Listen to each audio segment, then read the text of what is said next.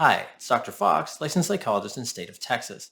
And in this video, I want to talk about why it's so difficult and challenging to change BPD. And I think we're going to dive into it. We're going to explore it. And hopefully I'll be able to identify some of those things that keep you wedded in those BPD maladaptive patterns that keep creating problems for you in your relationships, perhaps at work, and also with how you see and interact with yourself. So let's get started. Please like, share, and subscribe, and comment too. Why not? All right, well, let's get into it. So changing BPD can be very challenging. Now, a lot of folks, when they first come to me, they feel overwhelmed. Typically, they have identified a lot of the traits and a lot of the symptoms from online, right? They read about it online. Perhaps they've watched some videos. They've had some concerns or issues, or perhaps a mental health provider has actually done some testing. And that's kind of the best way, is that testing, and they identify the BPD. And I think just identifying BPD is the start. It's not the finish. And I think when we first identify BPD and that the disorder is accurate, because it's not always accurate, but once we know that it's accurate, then I think we have to look at, okay, what are those driving factors? Now, I often talk about core content and surface content.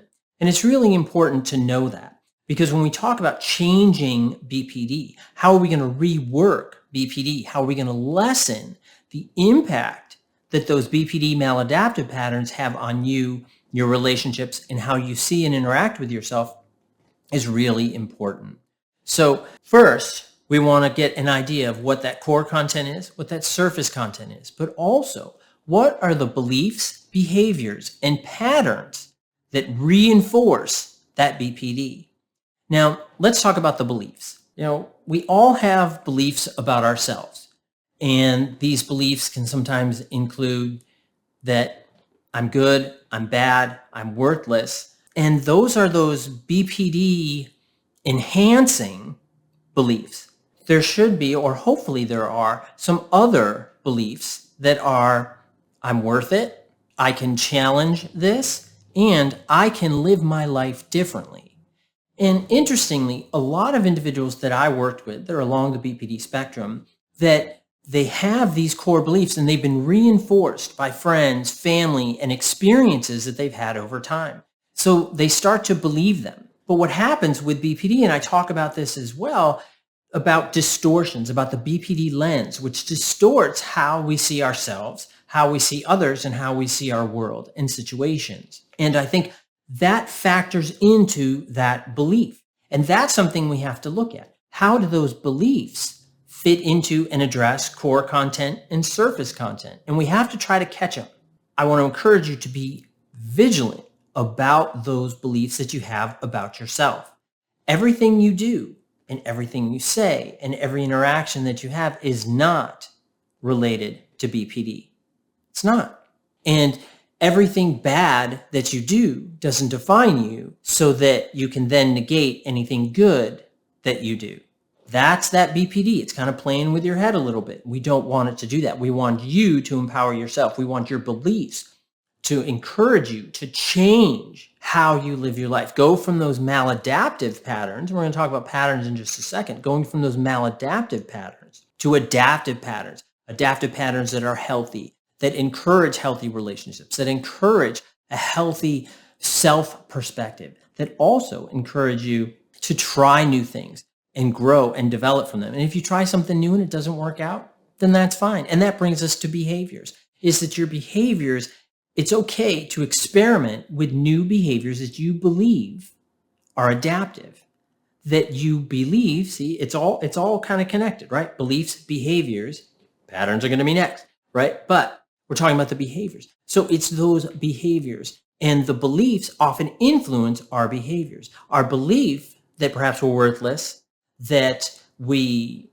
are going to be rejected, that no one is going to love us. What happens is that those beliefs drive us to engage in these maladaptive behaviors. And those maladaptive behaviors reinforce the beliefs, which reinforce BPD. So, and to change that, not only do we have to challenge those beliefs, say positive things to yourself, accept the positives that you do, accept your skills and talents And yes, you do have skills and talents. All of us do. But then those behaviors have to also reinforce those positive beliefs. So it's doing behavioral experiments. It's trying out new things for yourself, adaptive things. For example, if you start to go to the gym because you want to be healthier, it's important to realize that once you start doing something new for a while, first, when that novelty starts to wear off, you may suddenly lose interest. But it's important to stay the path, particularly if it's something healthy. Stay the path, because what will happen is your brain and body will develop to that new behavior, even if it is adaptive or maladaptive. Now, with maladaptive behaviors, they are typically learned much earlier, particularly for people that are along the BPD spectrum. So they learn them earlier, they continue to do them, did them enough times where they became habits. So then they become these default habits that they respond to, and there are beliefs that encourage that. And there is core content underneath that also drives those beliefs, that also drives those maladaptive behaviors. So it's all connected. But in order to change that BPD, in order to do it differently, you have to challenge those beliefs, engage in different behaviors that are adaptive and helpful. And when you do that, you will develop new patterns. Patterns are the most challenging things to change. And that's because patterns are your beliefs and your behaviors that you've done over and over and over again. And they have become almost immediate. They are habit forming. They're habit relating. So these patterns over time become habits and automatic. And we want to change those patterns. And it's hard and it takes effort, but it doesn't mean that you can't do it. Just because it's hard doesn't mean impossible. Now, that's one type of pattern. Another type of pattern that I see a lot in my clients is that it's patterns of beliefs or expectation. These are like internalized patterns. These internalized patterns relate to how we feel we should feel about ourselves, how we should act to a friend, a loved one, or something like that, without taking in new information. Because a lot of these patterns were developed over time. So a lot of times they're based on earlier beliefs, earlier experiences, earlier behaviors, earlier consequences. And when we internalize that, we develop this relationship-like pattern. So I have to do, for example, I have to do A in order for B to be okay, so that then I feel C, which is the pattern and expectation. So let's say, for example, that one of your parents had narcissistic personality, and that parent was very strict, that parent was very demanding, and that parent also required you to fail so that they could then point out your failure so they would feel better about themselves. And what happens is you internalize this belief, and you internalize this component, this belief, right? But also, it's also memories and images and other factors as well. And that becomes part of that core content. And that core content can develop something called worthlessness, or you can call it whatever you want. But in this case, right, it can develop a sense of worthlessness. And this sense of worthlessness, what it does is it fits into this pattern so that you learn over time, okay, so with this parent, I know that I have to fail so they'll feel better. So then I can actually feel better for failing and being ridiculed because that fits into that pattern. And then to change it, not only are you challenged externally by that parent, but you're challenged internally. And if you've developed BPD along the way, now you've got this family in the head that is also telling you, wait, you can't do this. You're not good enough to do this. So now you're hurting your parent by being successful because you're not fulfilling that internal pattern.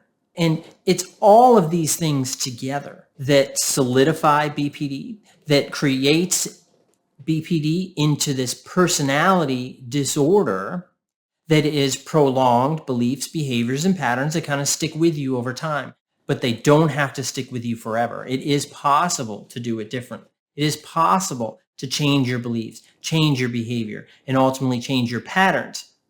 Not only those patterns that relate to relationships or external situations, such as work or things like that, but also your internalized patterns as well. So I hope you found this helpful, and please like, share, and subscribe, and comment too. And I'll see you next time. Take care. Bye-bye.